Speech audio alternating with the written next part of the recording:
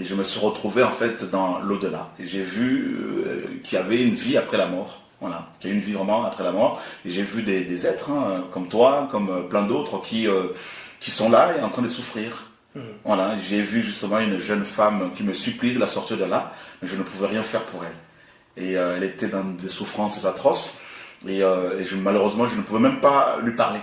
Comment ça, elle souffrait? Qu'est-ce qui se passait? En fait, elle était dans une espèce de flamme, justement décrite dans Luc chapitre 16.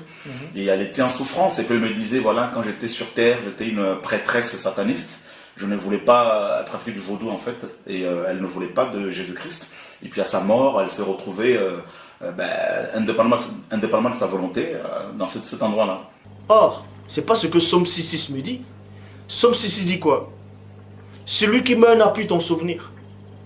Alors, parce qu'il n'a plus de souvenir. Qui te louera dans le séjour des morts?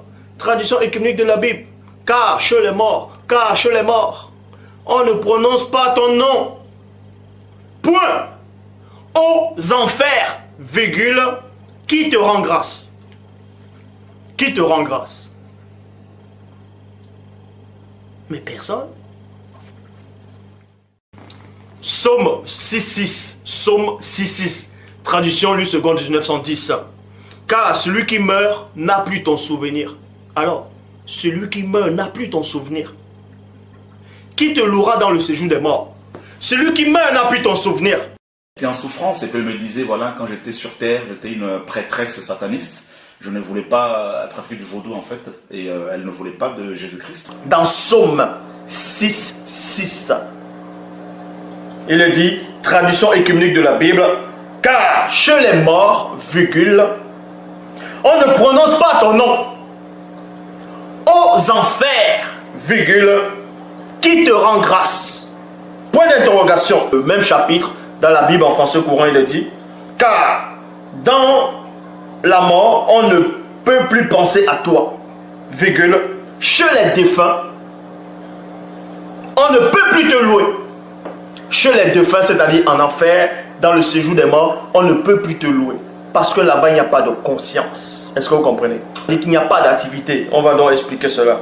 Dans Ecclésiaste, chapitre 9, au verset 10, il est dit, Ecclésiaste 9, 10, il est dit, tout ce que tu peux accomplir avec tes seules forces, fais-le, point.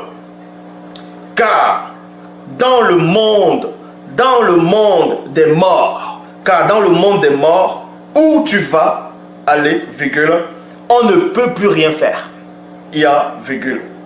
On ne peut pas réfléchir, virgule. Il n'y a ni connaissance, ni sagesse. Ni connaissance, ni sagesse. Nouvelle Bible seconde, il est dit, tout ce que ta main trouve à faire avec ta force, fais-le, car il n'y a ni activité, ni raison, ni connaissance, ni sagesse dans le séjour des morts où tu vas.